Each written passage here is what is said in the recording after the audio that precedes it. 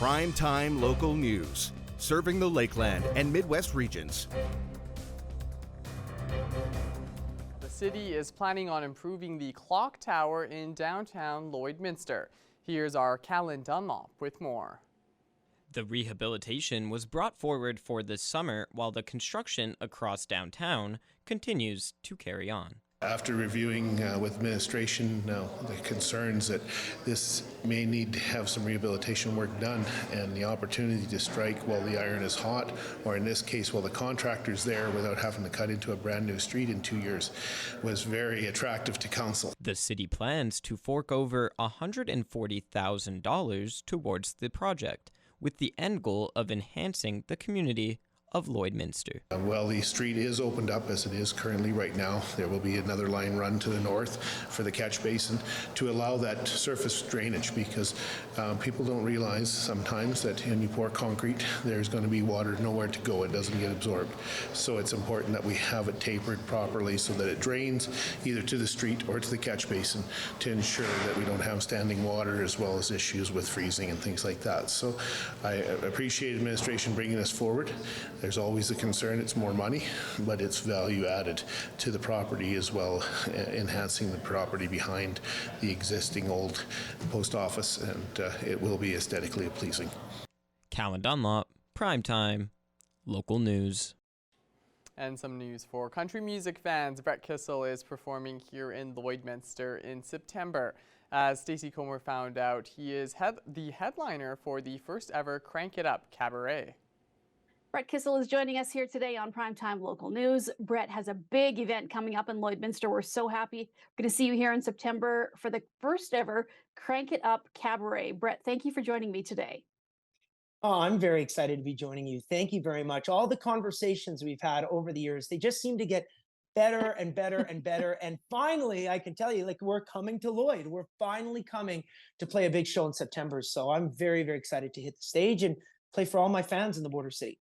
Well, you know, a lot of us have had a chance around here. A lot of the fans have had a chance to see you somewhere, but it's going to be nice to see you in the setting in Lloydminster out at the Lloyd X. I assume we're going to hear obviously things from the Compass Project, something from way back. Are you plans to do a little bit of everything, or is it too far in advance to decide what you're doing yet?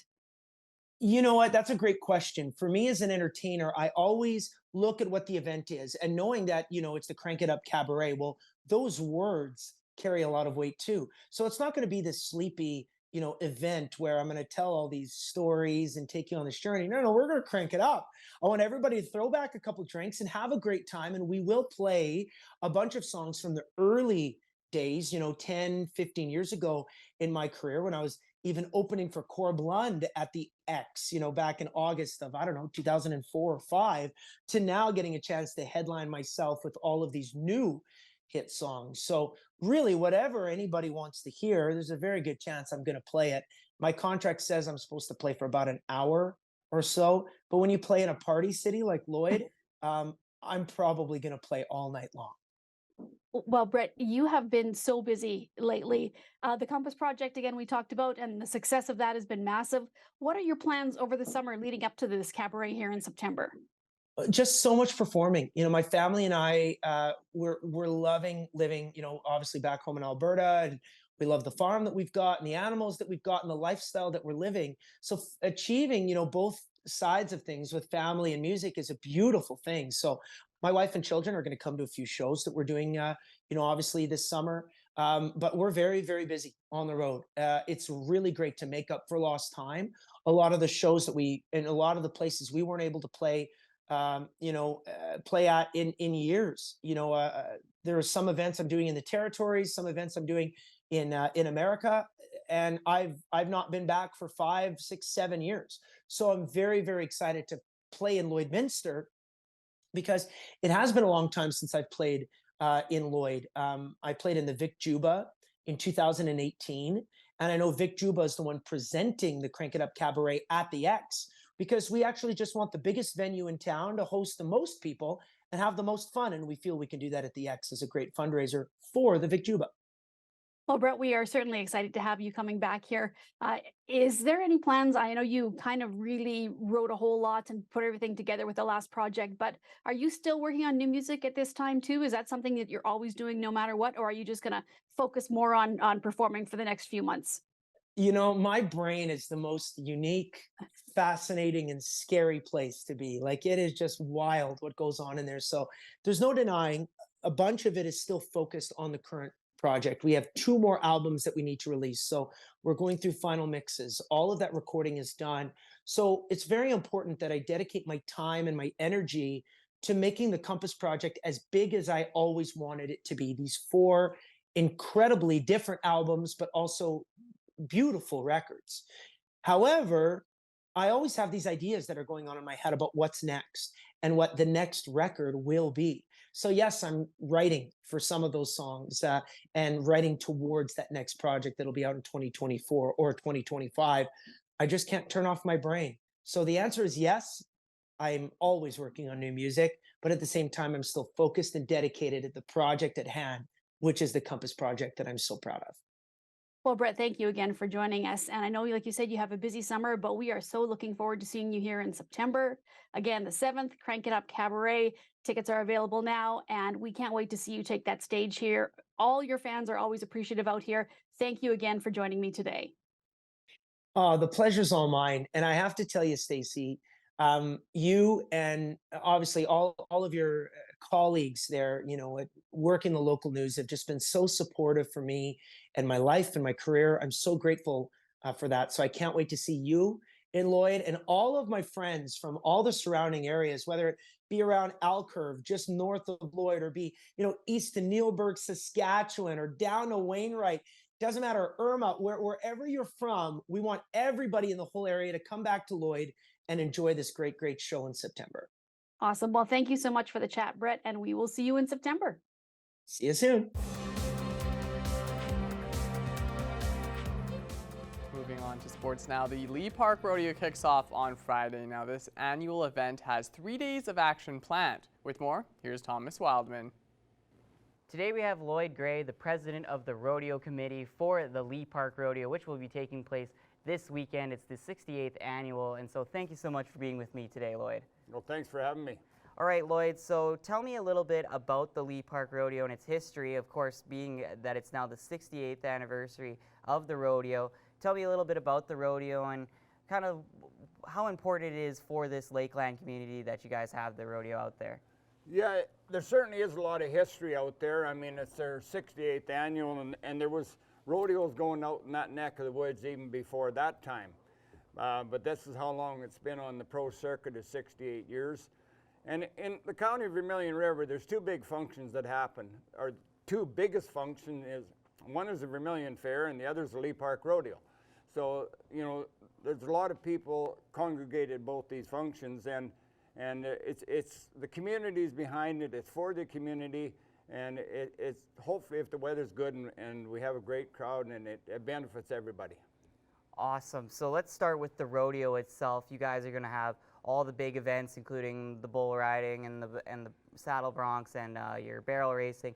Tell me about each of the events and some of the variety of events that you guys will be having at the rodeo across the 3 days this weekend. Well, we'll be having all the 7 major events, with your bareback, your broncs, your bulls, your tie-down roping, your steer wrestling, your barrel racing, and also the breakaway roping. It's been going on for a while now. It's one of our events. Plus the novice, bears, broncs, and steer riding. So all 3 days, those events are going to be taking place, and then Saturday night, a huge, huge slack, starting at 5:30. So. I mean, there's a lot of rodeo action to be watched. And you're talking about how for Vermilion River, this is one of the big, big events. So is there any promotions and any events outside of the rodeo kind of happening? Like you said, not like a fair, but any kind of things happening outside for people in the Vermilion River County to get out to help promote with the promotion of the rodeo? Oh, yeah, we have, I mean, well, we have such a great lineup of sponsors that we can't thank enough, and they certainly help promote the rodeo. And through Tourism Alberta, I mean, were in their pamphlets, and they certainly help with promotion. Awesome. And you also mentioned that it's now on the pro circuit. So which rodeo association is that with, that it's kind of part of the pro circuit? And then how important is this event for those guys that are trying to get those points to be ready for the finals later on coming up in early September for those rodeo associations? Yeah, we're sanctioned with the CPRA, which Okay. is the Canadian Professional Rodeo Association, the PRCA, which is our counterpart in the United States. So any dollars won at Lee Park count towards the Canadian finals or towards the national finals in Las Vegas. Awesome. Perfect. And so finally, Lloyd, can you tell me when everything's going to get started on each of the days, and for people who definitely would like to come out to the rodeo? Okay, the actual rodeo action itself starts at 6 o'clock on Friday, 6 p.m., Saturday and Sunday at 1. Saturday and Sunday at 1. Well, perfect. Thank you so much for all the information, Lloyd, and be sure, if you are interested in checking out this very historic rodeo, to go check it out this coming up weekend. Should be a great weekend of action out there. Now it's time for us to check in with more weather. Here's Shelby Clark.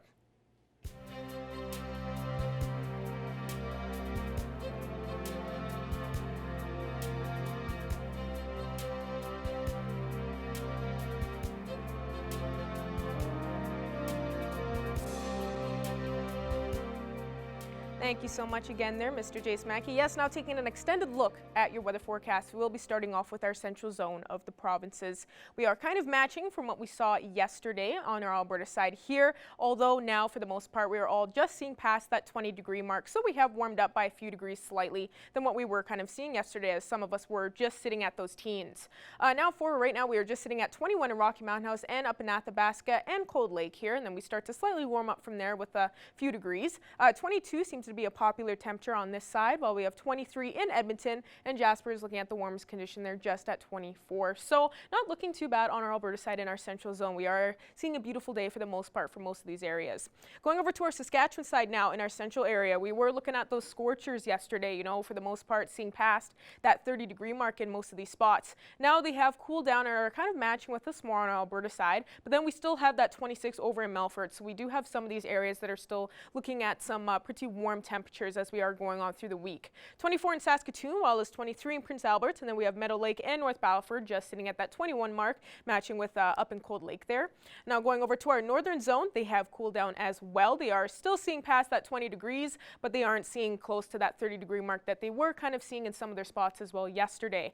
Most areas are just sitting at 21 on this side, while we have 22, 23 with South End and Wollaston Lake as they are looking at the warmest conditions, and then Uranium City is just hitting 20 as they are probably seeing the coolest compared to the rest. But now as we go back over to Alberta's side here, they are kind of matching with those temperatures as what they saw yesterday. For the most part, these areas here, we're looking slightly cooler compared to the rest of the spots, as we were seeing them yesterday more at those mid-teen temperatures, and now they are seeing past that 20-degree mark. 18 still in Slave Lake as they are looking slightly cooler, and also up in High Level. Then we have that 21 for Peace River and over here in Fort McMurray, and then 23 in Grand Prairie as they are looking at the nicest condition on our Alberta side, and then 22 up in Fort Chipewyan. But now as we go over to our southern zone, it's nice to see now they have cooled down as well, and they are matching with us more in our central and northern zone. They were definitely looking at those temperatures that were just well past that 30-degree mark yesterday with those scorchers and that extreme heat warning, so they have cooled down and they are seeing a much nicer day. 19 degrees in Lethbridge as they are looking slightly cooler compared to the rest, and the rest are just sitting around 22, 23, and then over in Banff they are just hitting 24 as they are looking at the warmest condition. Going over to our Saskatchewan side now to end things off, as we look in our southern zone, they are still continuing that extreme heat in most of these spots. We have Kindersley and Swift Current looking slightly cooler, matching with us more with 21, 23, and then we start to drastically warm up from there. 29 over in Regina as they're just about to hit that 30-degree mark, and then we have Yorkton that has now just hit 30, and Moose Jaw and Estevan at 32. So have some scorchers once again in these areas for today. So hopefully you are drinking lots of water and, you know, using that sunscreen when needed and finding shade when needed. Safety is definitely top priority when we are enjoying that sunshine out there and that extreme heat. Now looking at some overnight evening lows for tonight in our surrounding area in these spots, we will be seeing some single digits once again for our evening low temperatures as we go a little on more on through the week. We have that low of 8 for Paradise Hill and Meadow Lake, a low of 9 for Bonnyville, and then Provost and Isla Crosse will be expecting those double digits once again for tonight, a low of 10 and a low of 12. So we will be seeing some nice temperatures for tonight, you know, not too warm and not too cool, and also we are expecting a clear and calm evening for the most part. Not going to be expecting too much strong storm conditions once again for tonight, so it will be very calm. And looking at our Wednesday here in the Border City for our hourly forecast, we are definitely going to be warming up from what we have been seeing for the past few days, starting off with those double digits, and then around the afternoon hitting that 23, 25. Daytime high, we will be seeing that 26, so even getting closer to that 30-degree mark expected for tomorrow, because as we pass our Wednesday into Thursday, we will almost be hitting that 30 degrees on Thursday with 29, and seeing those scorchers continue on to our Friday, Saturday, all throughout the weekend, and then we'll be seeing a little bit of precipitation as we head into next Monday and Tuesday. And that's all I have for now. Our Jace Mackey will have more news coming up after the break.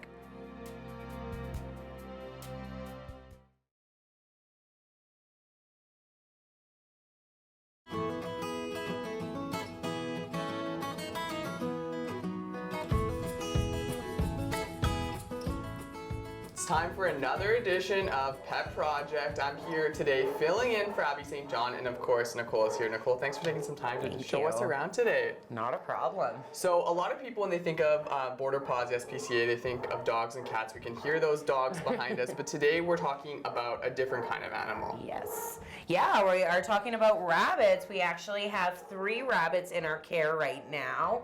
One has an approved application, but these 2 here, we've got Augie here and then Archie here.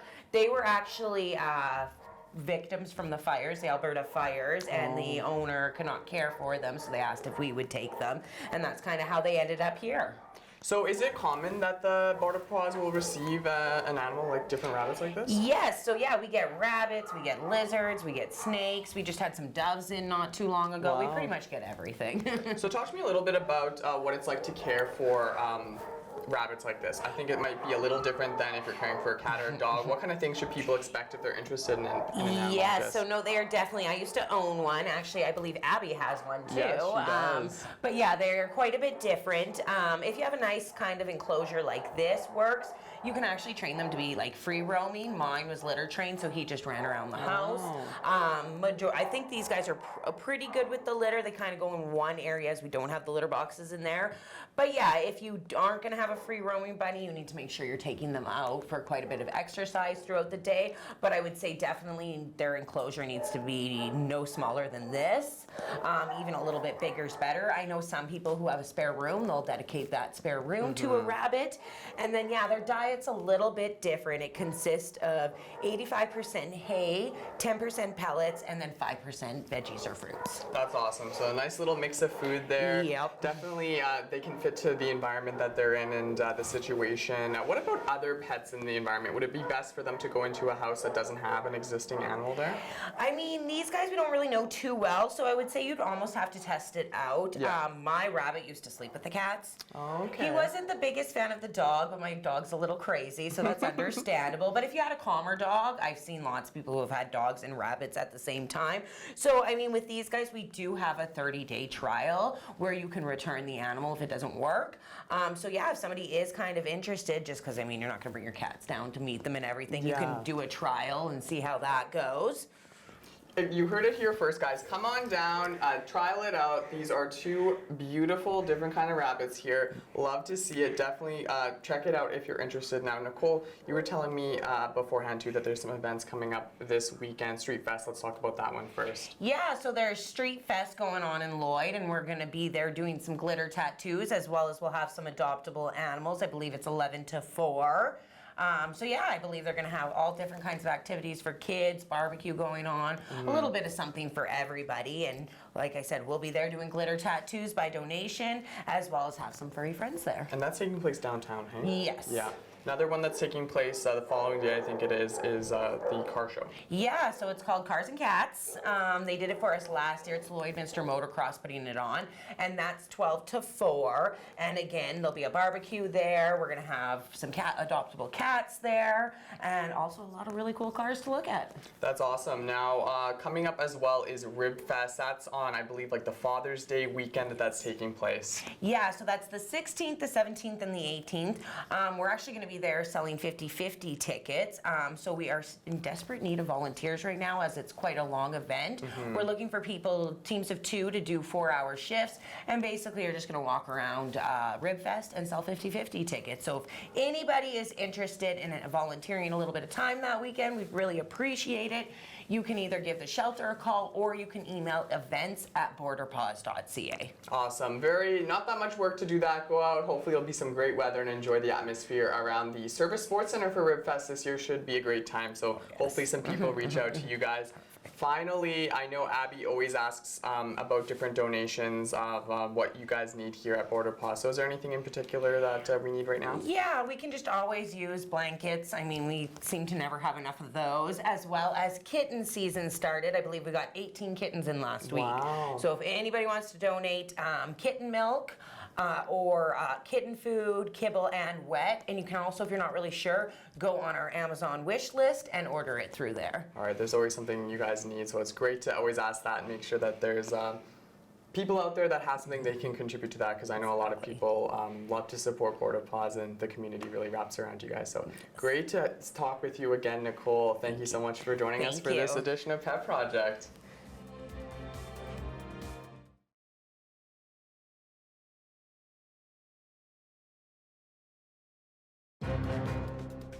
Furniture set and design supplied by Furniture Gallery, downtown Lloydminster. Joining us today for Primetime Local News is author Dr. Roger Leslie. Thank you so much for taking the time to speak with us today. Thank you, Shelby. I'm glad to be here. Of course, really happy to have you here as well, because we were just saying this earlier, you know, with Pride Month, I think this is really important to help get the word out for this for you, and you are releasing your memoir. So just kind of starting off, tell us what this is all about and what exactly it will be involved in this. So the memoir is called Light Come Out of the Closet, and it is a memoir of my years from about age 11 to 17, where I struggled with what I was learning about what it meant to be gay from society, from my family, and from my religion, and how I had to come to terms with who I was and embrace that for myself so that I could live a full and fulfilled life. And I guess, you know, with doing this now, like in the future, and having write about this back in those years when you were, you know, dealing with that and just kind of struggling with it, what really inspired you to decide to write this and release this? So for many years, I had remembered this period of my life as very painful. And recently, I came to the realization that although there was great pain that I experienced in this period, what I went through, this dark night of my soul, might have given me the wherewithal and the strength to have the courage to live the life I dream and to follow my own spiritual path. And so I decided to revisit this in this book by exploring what gifts this period gave me as opposed to what pain it brought me. And for obvious reasons, I would know why this is important, but I just kind of want to hear it in your words, why you would say it's just so important to put this out there for people to read. So when I was growing up, there were so few examples of diversity in the world. And I found that there's a great deal of conflict between spirituality and expressing ourselves completely as gay people. And I wanted to explore the spiritual journey and differentiate between religion and society and the very personal and empowering spiritual journey we all take through our lives, no matter what our background is. No, and I think that's a really beautiful idea. I think that's amazing that you are putting this out there. Now, for people out there that read this and, you know, they may be in that same experience, going through that same kind of struggle that you went through, what kind of message are you hoping that they get out of this? I think the most important relationship we have is the one with ourselves. And when we can really look honestly at ourselves and get clear about who we are and what we want our life to be about, and we can embrace that, then we will start attracting to us the people who are supportive and loving of that. and the people who are not will naturally drift away because they're on a different journey. One's not better than the other, but we want to align ourselves with people who will be supportive and loving and encouraging, because I believe we all have a mission in this life, and it's up to us to figure out what is that mission and then what we need to do to make sure we're fulfilling it. And for people wanting to find more information on this memoir and, of course, on you, Dr. Roger Leslie, where can they look online just to be able to get that information? So the book Light to Come Out of the Closet is available everywhere, and you can order it for a super discount on Amazon right now. And my website is my name, Roger Leslie, ROGERLESLIE.com. Perfect, perfect. I'm really glad we're able to speak and just help get the word out about this. I think it's very important. And is there anything else you want to add on this memoir that I may have missed out on and you just want to let people know about? People have told me, and the reviewers are saying, that it is warm and funny and impassioned and very inspiring. So I hope that readers realize that it's not a heavy-handed spiritual book, but it really is just a slice of my life that has helped me help others live the life they dream. Well, I think that's absolutely beautiful. So once again, thank you so much for joining us today. And I think you'll be seeing some strong support. Thank you so much. You've been great, Shelby. I appreciate you.